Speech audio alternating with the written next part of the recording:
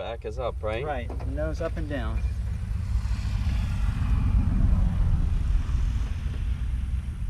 That looks like that plane from Planes, huh? Yeah, dusty. Yeah. Dusty crop hopper. What it is. Is it? Yeah. Is it a crop duster? It was a crop duster. That's cool. Now, will I ever be obstructing your view? Yes, but I'm used to it. Okay. Canopy and air brakes, close and lock, ready to go.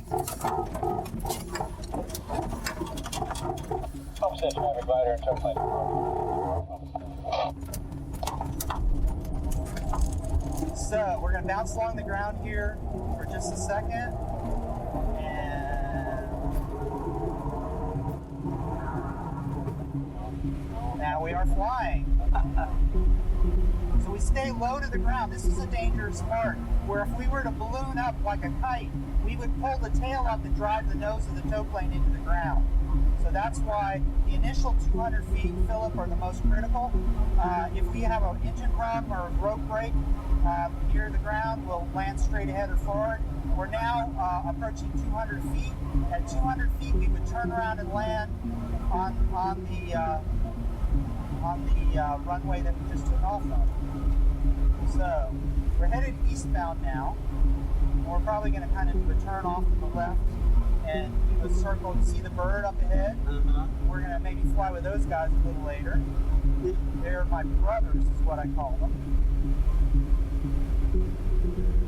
So we're turning to the north now.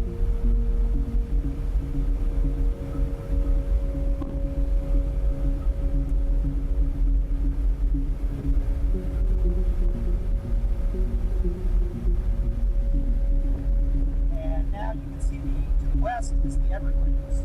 How close the airport really is to the Everglades. So, Phillip, having situational awareness is really important. So, I'm going to ask you to help find the airport later. I really know where it is, but I want to make sure that you can find it. And realize it's right at the edge of the Everglades. It's not in the middle of the farm fields. It's not out in the middle of the Everglades. And you see there's an L-shaped runway. One is oriented north and south. The other is east and west. Two runways, and they have parallel asphalt taxiways. So that's what you're looking for. There's three major buildings on the airport. Look to your left. Look to your left. You see, that's the airport right next to us. So take a good look. We're going to look for that later on. Okay? Yep. So do we need to be concerned about the birds? No, they're not a problem. They're my brothers. We fly almost the same speed as them, and we'll fly very close to them. If all goes well, that's a lot of fun. So a little less hand out the window, just the fingers. Just your fingers. There you go. That'll accomplish the same thing. Yeah. Is that working for you? Perfect. Okay. So we're circling. One of the things we have to be aware of, more than the birds, is other airplanes and the parachutes.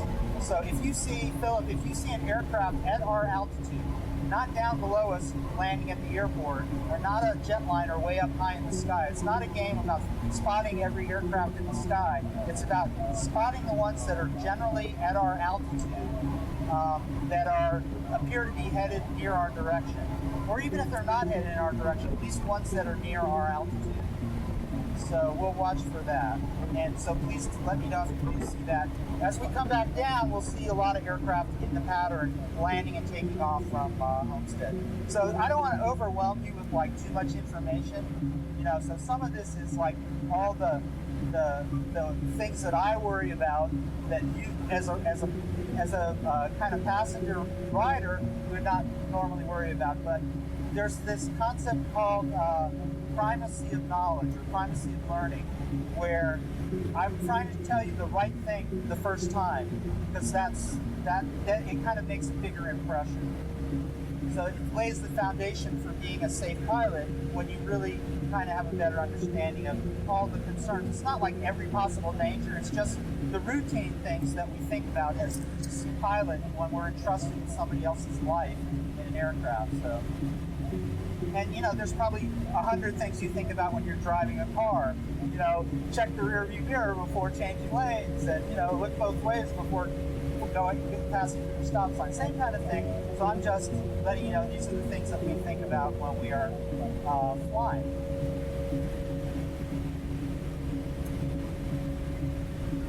we're headed eastbound now, and we see that the cloud base was about 2,300 feet. We're going to continue to climb. You asked about it being cooler, and the air temperature goes down 4 degrees Fahrenheit per 1,000 feet.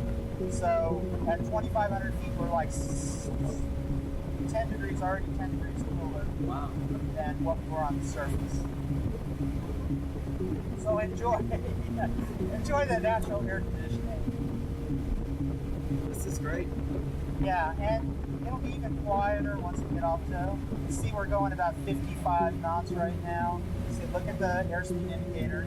Right, so get used to that. Because part of the thing about pitch is when we go up and down, that's how we, when we're off tow, regulate our airspeed. It's completely controlled by our pitch attitude.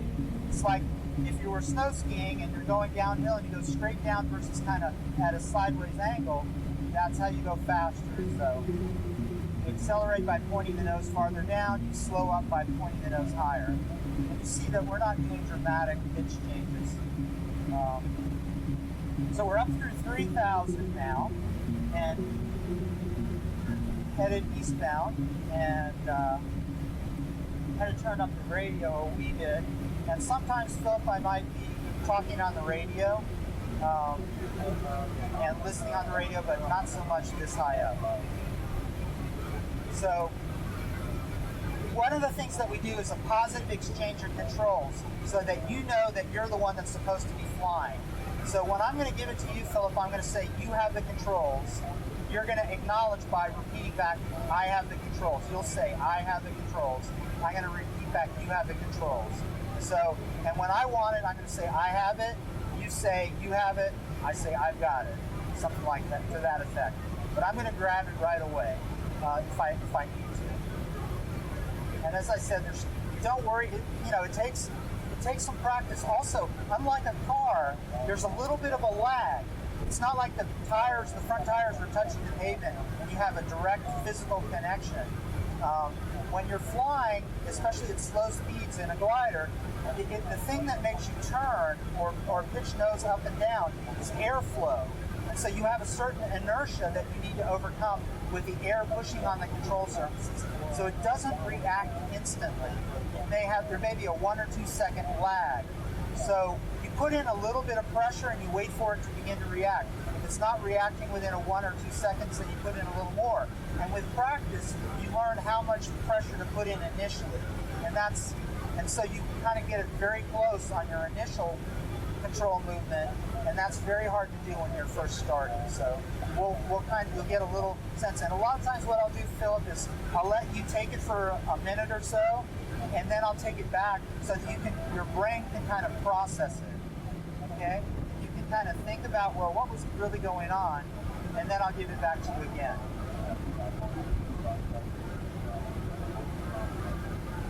So we're through 4,000 feet now. Again, when we're going to do the release, I'm going to do a little up. Watch this. Look forward. I'm going to do a little up and down, but I don't want to give him the idea that we're releasing now. And then I'm going to do thunk thunk by pulling the yellow handle, verify that the rope is released, and then a pitch up and a hard right rudder to do a turn. And that's not something you want to do as a glider pilot student. But I'm letting you know that that's what I'm going to do so that it doesn't surprise you. So when we're flying the tow, you see the tail wheel of Dusty, the tow plane? It's mainly between the two main gear wings. The two main gear, the black wheels there. So the little tail wheel's generally between the main gear, and the horizontal stabilizer is on the black wing walks on the wing. So that's the correct sight picture. The tail wheel is more or less centered. We're more or less directly behind the tow plane, and the horizontal stabilizer is on the black wing walks that are right next to the fuselage. Okay, do me a favor, tap on the altimeter now with your fingernail. Tap, hard, so it clacks, clack. Okay, so the idea was to unstick that. Sometimes that one will stick. It's just an air pressure instrument. It's good now. It's reading what I have. So, because in a power aircraft, the engine vibration will make that pivot point move a little freer. here, it takes a little, sometimes it sticks. So we're getting ready to do the release in just a second. So I want you to take a deep breath, a couple deep breaths, and hold on to your shoulder straps. Right hand on right shoulder strap, left hand. Your phone is secure. Yep. It could be under your thigh or whatever. And we're going to do that in just a minute here. Our rate of climb degrades as we go higher because there's less, the air is thinner, so the propeller and the engine are working harder. So here we go, we're doing our up and down. Right about now, there's our up, there's our down. Rope slack, rope is falling away, and up and over we go. First thing that we do is we look to find the airport. So we look back, and I see it. I don't know if you see it, but it's at the edge of the Everglades. Look for the Everglades. Okay? Got it. Okay, so I'm going to trim it, and I'm just going to, one of the things, I'm sitting on my water tube, so I got to adjust that. So, and I got to turn back upwind. There we go. That was cool. So you can't see the horizon, but basically, see, I want you to keep your head straight and look straight ahead. Okay. And sit up straight. So you can't see the horizon now, but this is the sight picture. Look straight ahead, just straight ahead. So that's it. Wherever you think the horizon is in relation to the instrument panel, that's level right here. So I'm actually going a little bit too slow. So I'm going to speed up. I'm going to let it pitch down a little. And I'm going to give it to you. There's the water out ahead, and I have it trimmed way too slow here. Okay, so now the airspeed is picked up to about 41, 42 knots. I'm going to give you, go ahead and take the controls. You have the controls? I have the controls. You have the controls. I have them. So the idea is keep that sight picture. Keep your head straight, your body straight. If the wings start to go one way or the other, you push the opposite direction. And you shouldn't need to do very much in terms of forward and backward.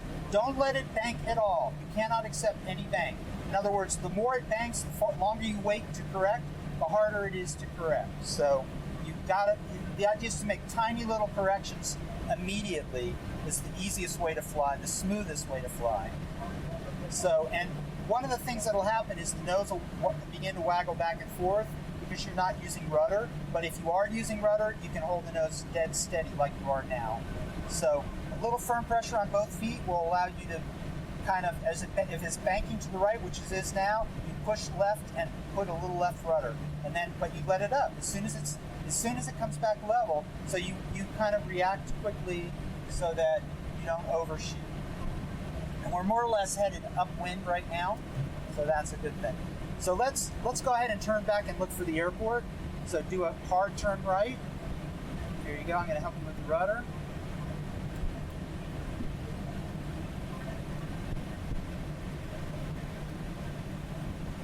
Raise the nose up back to the horizon. Don't overshoot though. Okay, now level the wings. Little left rudder and push left. And lower the nose a bit. Beautiful, Phillip. That was very well done. Very well done. Okay, now keep the wings level. Right here. Keep the wings level. Okay, you're turning left. I want you to turn level the wings. Push right. Push right. Push right. Do you see the horizon, right? Yes. Okay, so keep the wings level. And lower the nose just about 2 fingers. That's enough right there. Now, don't let it bang. I'm going to take it now to you and let you process it, okay? Okay. So, that was good. That was much, much better than average. Okay? So, right now, look at the yaw string. You see how it's streaming straight back? Uh-huh. That means that the fuselage is aligned with the flow of the airstream. So what the rudder pedals do is the way that the glider turns is by banking. That's the only way that it turns. What the rudder pedal does is twist the nose forward and backward to maintain it streamlined with the airflow. So you use the rudder pedals to keep the fuselage aligned, because what will happen is the nose actually will go the opposite direction of the turn. There's a phenomenon called adverse yaw, where the drag from the turning wing, will make basically the outside of the turn, the wing is going faster. It's going faster to maintain the circle. The low wing is slower, and it has less drag. So it tends to pull the nose opposite of the direction of the turn unless you use rudder. So I'm going to give it back to you. This is the heading that I want. Look, you see the Everglades, and the airport is just a tiny bit off the left, off the instrument panel. So don't let it bang. The idea is I want you to practice keeping it completely level, the wings completely level, and use your feet a little bit, and don't over control. It doesn't take too much. So ease up on the pressure once it's level. And if it starts to go too much, push back a little, and then ease up. There you go.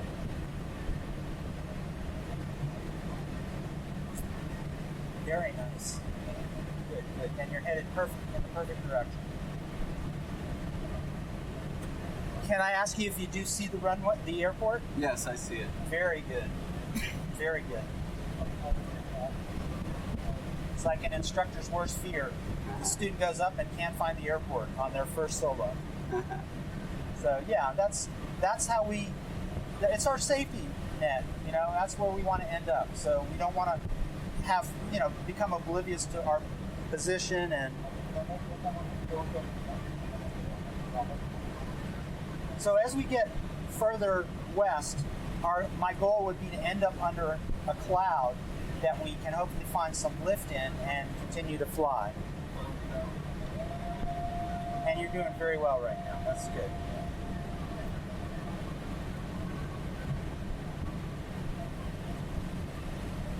Are you having fun, or am I overwhelming you? No, this is great. Okay. So am I doing too much on the controls or not enough? I would say probably too much. Okay. It really takes less. If you keep firm pressure on the rudder, you probably won't need to do much stick at all. Except that it does tend to turn left. So you just do a little poke to keep it from turning left, and then you ease up again. And it'll fly pretty much straight.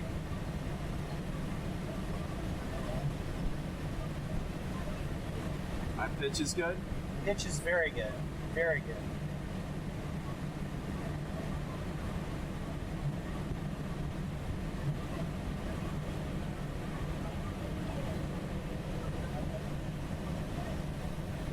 I'm going to turn the radio up a little louder so that I can hear if the parachute jump is going on.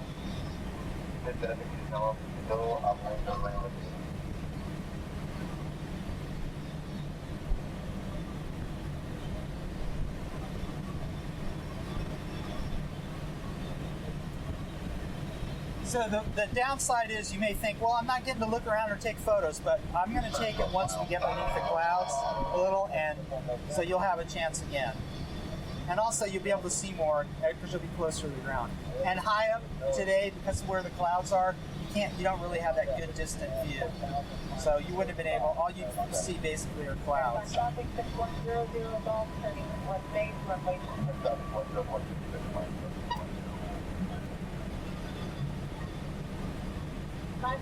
Your pitch is very good, and you're doing much better than average. So I'd say you have a lot of potential as a pilot. Do you live in Miami? Uh-huh. Okay. Well, we get people come from all over the world to learn how to fly in Florida and South Florida in particular, because there's some, and that's a long tradition where the military did a lot of training, the U.S. military, the airlines. There were many, many airlines that were based in South Florida. And so there's a lot of available aircraft, a lot of available people to fix the aircraft, a lot of flight schools, a lot of airports. We fly all year round. Even in the middle of the summer when there's the thunderstorms, you can fly early in the day, and after the thunderstorms have ended, you know, it gets dark at 8:30, 9 o'clock. You can fly, you know, start flying at 6 o'clock and fly for an hour or 2 hours and still be in the daylight. So now you're starting to feel some bumps. Did you just feel that, those Yes. little bumps? That's the beginning of some lift. So don't let it push you around. Okay. So don't let it push you wherever it wants to take you. That meant there was probably lift on the right side. So let's turn back to the right now and see if there might be a little more lift on that side. Keep turning. Lower the nose a bit. A little more right there. That's good. and a little more bank to the right. So we'll start to see, you'll see the vario, the needle with the up and down arrow will kind of begin to approach zero. And then as we get into some solid lift, it will be above zero and we'll actually be climbing.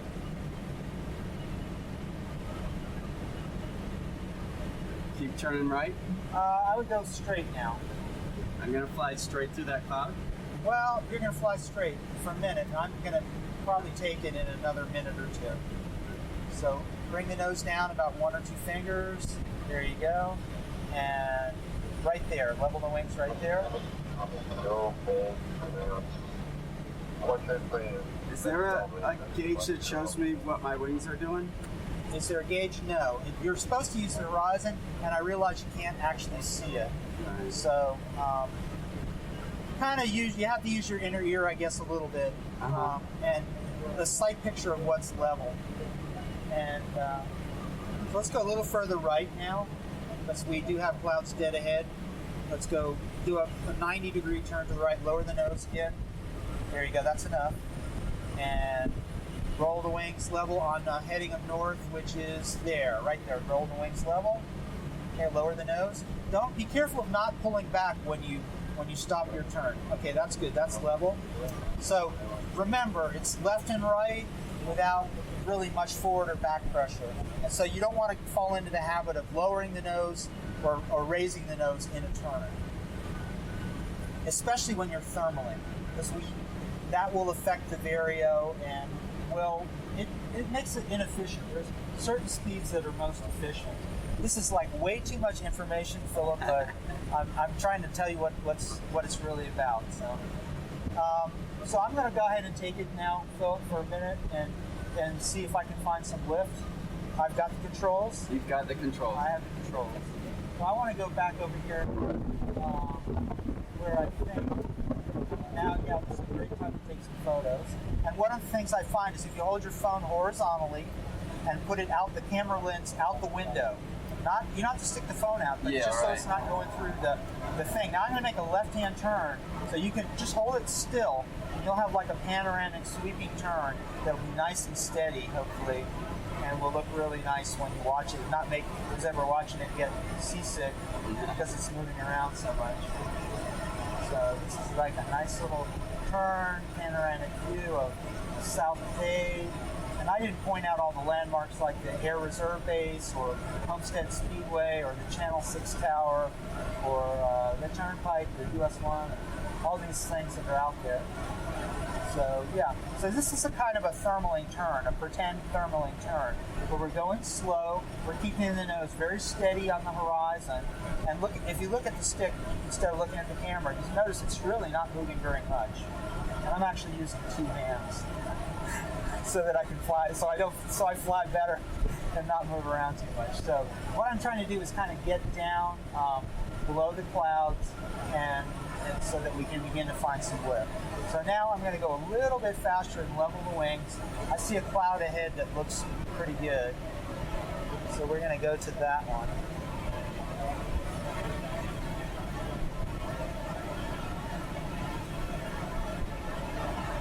And I'm looking down on the ground to see if if the jump plane is there, and I don't see it, so that means there may be jump. You see the 2 birds down off to the right? Yes. So if you look at the needle, the vario right now, you'll see that it's above zero, but we're too close to this cloud, so I can't really thermal up any higher. But you know, when I tell you that I'm going to go fast because I don't want to go higher, and I just want to let you see that we really can do a very steep angle of bank here. Okay? Yeah. So gliders are actually very maneuverable, even though I want you to fly straight and level most of the time. But I wanted to get a little lower so we can stay with those birds or just generally find some lift. And so I'm going to go back where we just were. So did we gain any altitude? Just then, no, we lost. I was intentionally losing altitude because we were too close to the bottom of the cloud. Right. We want to stay clear of clouds because we're flying what's called visual flight rules, VFR, which means that we're required to be able to see other aircraft. There's no air traffic control watching out for us. So now we are going up again. If you could kind of feel those bumps and look at the vario, the needle is above zero. So we're actually, and if you watch the altimeter, you'll see that it doesn't go down, and hopefully it actually goes a little up. We're 2250, hoping for 2300. But so we generally work below the cloud base. So when you do a mile-high tow, that's not something you would do during training normally. It's good today because it's a great way for you to get some stick time high up where the air is smoother and you don't have the thermals creating disturbances to the wing.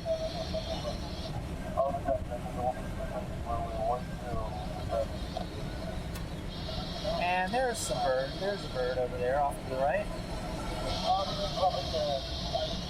So the great thing about it is we do a lot of circling. You can go cross country. We had somebody fly from here to Orlando. And how do you do that? You use the thermals. You go from cloud to cloud. Oh, really? You plan your flight. So yeah, it was about a 220-mile flight. Took him 6 hours. His name is Tony Turiano, and he had different airports that he had planned that he could land in if weather got bad or the conditions deteriorated. But he didn't make it the first try, and he landed in LaBelle. But the second try, he made it. And a friend of his drove up with a trailer. You saw the trailers on the ground. Right. These will come apart and will fit in a trailer. Huh.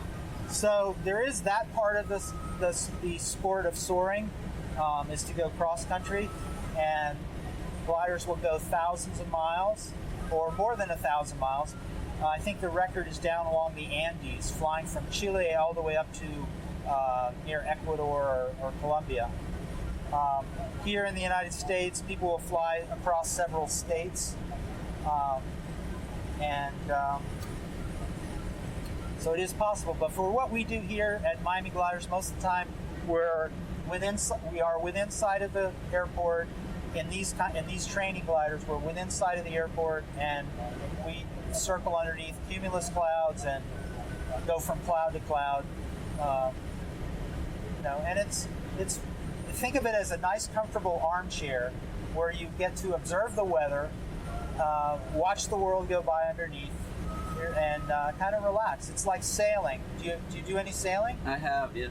It's like you can be a motorboat driver, or you can be a sailboat captain, right? And use the forces of nature to propel you. So that's what we're doing. So I'm going to give it back to you and see if we can do a thermal here. I think we have a good shot underneath this cloud. It seems to be fairly consistent. So I'm going to level the wings here, and when we start turning, you're going to do continuous turns. So, Philip, you have the controls? I have the controls. You have the controls. I may assist you a little with the rudder. I want you to turn right. Turn right. Harder right. Keep the nose level, hard right. Turning, turning, turning. We're continuously turning. Good. Okay? Okay. Bring the nose up a little. That means you got to pull back a little. And push left to keep it from overbanking. So push the opposite direction now to keep it from overbanking. Push harder left, harder left, harder left, harder left, harder left, harder left. Not right, harder left. There you go. Because it's a little overbanked. There you go. So I don't want you to think that it gets away from you. You can control it. Lower the nose now and harder left. Harder left. Push further. It's a little bit too much bang. There you go. That's a good bang angle. Whoa. Now, is that okay? No, that's not okay. Okay. Is that bad? That's way up You're gonna too high. fix it? Can No, you fix it? you're flying. Okay. Philip, so you know it's not right, so you lower the nose. So you're not supposed to be seeing nothing but clouds and sky. You're supposed to see half ground and half sky. So you become it's a little harder when you've got the centrifugal force, because you're in a steep turn, is messing with your inner ear. So don't let it bank quite so much. So push opposite direction to lower the bank angle. But don't stop the turn. It's just make an adjustment because it's banking too far. Now lower the nose about 2 fingers and keep turning. Don't stop turning. You got to do 2 things at once. Okay? So we want to go back under the clouds. So when we come back around to the south, I want you to level the wings. So get ready to level the wings. Level the wings. Level the wings, level the wings, level the wings. There you go. Now keep it level, lower the nose. Lower the nose, lower the nose, lower the nose, lower the nose. Look at the horizon. Okay? Now stop the turn. Go straight. Level the wings. Are you getting disoriented? I don't think I gave it enough. Okay, well, I want you to turn back to the right because you turned to the left. If you want to go further right, stop. That's too much bank. Too much bank. You're going too far. Your travel is too far, and you're not able to stop it in time. So, okay. So I want to get us back into some lift. I have the controls. You got the control. I got controls. So, you know, that's the thing about I showed you some steep banks, but not really intending for you to do the steep banks. So it's much harder as you get. It takes a lot more force in a steep bank to overcome it, and it's really easy to overshoot. And you may become disoriented a little bit, and that's not what I want to happen, folks. So until you kind of build up, you kind of get used to it. You don't want to be doing. You don't want to be flying excessive angles and things like that. So how are you feeling? Fine. Were we ever close to like losing control? No, but we were approaching a stall, and the way that you recover from stall is just pitched down. So if your nose is too high and you lose your flying speed, you're not going to recover your flying speed unless you put the nose down and let the nose come down. So the nose came way up, and we were going about right at our stall speed. So that's kind of something that, it's not that it's dangerous, it's just not good flying. You could recover from any stall? Yeah, as long as you have altitude. Right. You know, if you're 100 feet above the ground and you stall, you may not recover. Right. I mean, you could probably recover, but it's a little dicey. Right. So the idea is you don't want to push the extreme ends of the envelope, not on your first flight. So I'm looking for those bumps, looking for lift so that we can get back up. We lost quite a bit of altitude just then, and we're not near a cloud, unfortunately. Let's try over to the right over here.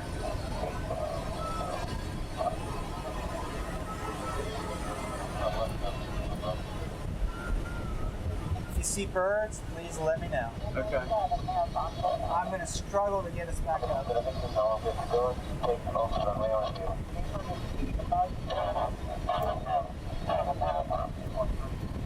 There's a bird up high, off to the right. Oh yeah.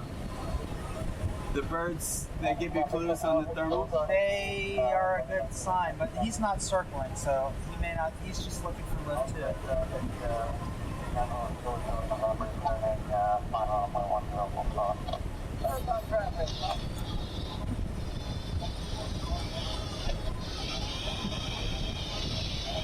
Homestead traffic got a glider 1,300 just off the northeast corner of Homestead General. Use caution for glider northeast Homestead General.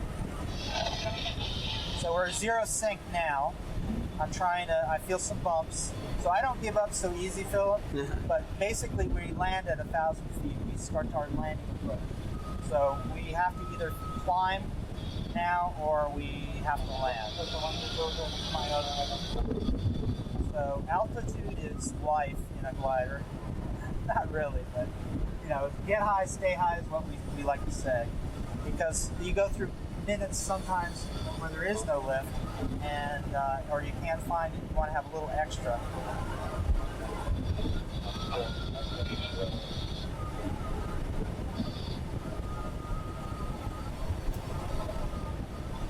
You see him, right? I do not. Airplane to the right. I do not. I do not. He's lower than us. Okay, he's going away from us. He's on the crossing. Lower than we Okay, need. now I see him. Is that something I should have told you about, or? No, you did exactly right. He's in the pattern. So we're low now. As I said, once we get low near the traffic pattern, we have to be much more careful. That's why at 1,000 feet we basically land, because we don't want to be obstructing air traffic. So we are going up a little bit.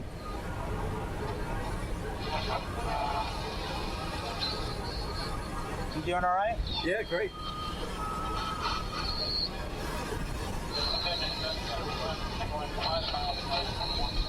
So the lower you get, a lot of times the lift is weaker too, close to the ground. So there's a certain sweet spot of about 500 feet below the clouds where the lift is usually pretty strong. So you get in that region, you kind of want to stay there. So once we got below like 2,000 feet, it gets a lot tougher. Although it's still, you can still recover. It's just harder. Harder to do.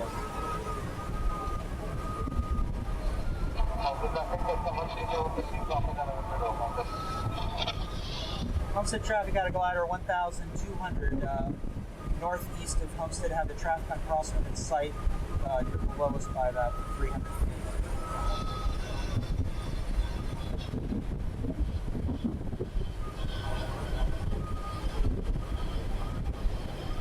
You see him, right? Yeah, I just called him on the radio. And did he acknowledge? No, but that's okay. He's below us. His vertical separation. But yeah, we want to be scanning. Now, you don't want to be looking forward all the time. You want to be looking around. So we're now at 1,000 feet, and we're trying to be aware of our situation. A lot of times I'll do a couple turns just to make sure I see everybody. But as we begin to feel some bumps, maybe we still can recover, but I kind of doubt it. You see these two guys over here, Yeah, right? that's the tow plane and the other glider. They're doing like perhaps pattern training. Okay?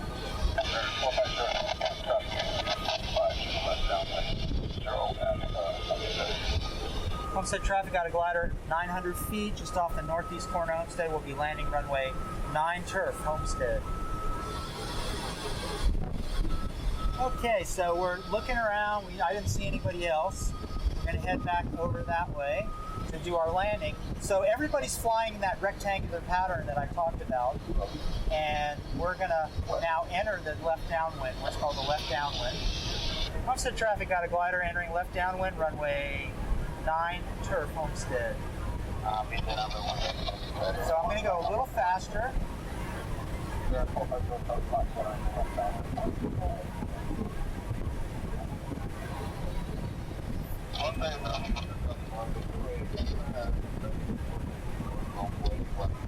Right, we have right of way. Glider has right of way. There's nothing we can do except do our landing. Okay? So our approach speed is about 55 knots.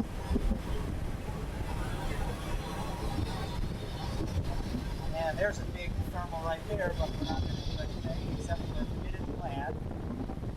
And Homestead traffic out of glider 500 feet, downwind, runway 9 turf, Homestead, have the traffic turning crosswind in sight.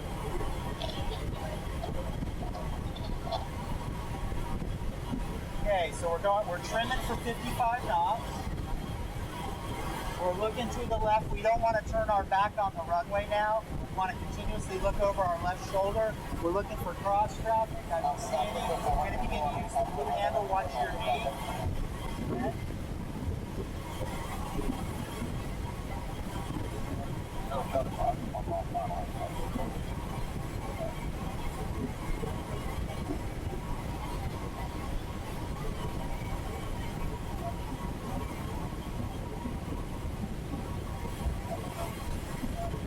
So I'm using the air brakes now.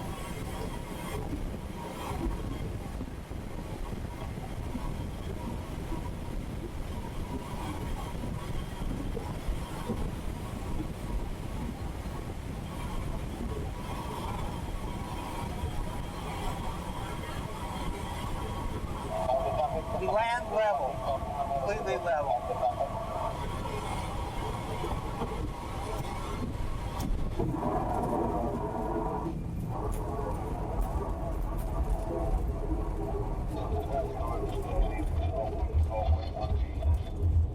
Hey, nice job. All right. I hope you enjoyed that. That was awesome. Okay. Well, you got to do flying. I mean, if I had been flying, we would stay up a little longer, but you got a lot of chance to fly, so I'm glad about that. So if you pull back on the white handle and lift, there you go. That is awesome. It's great. That was awesome!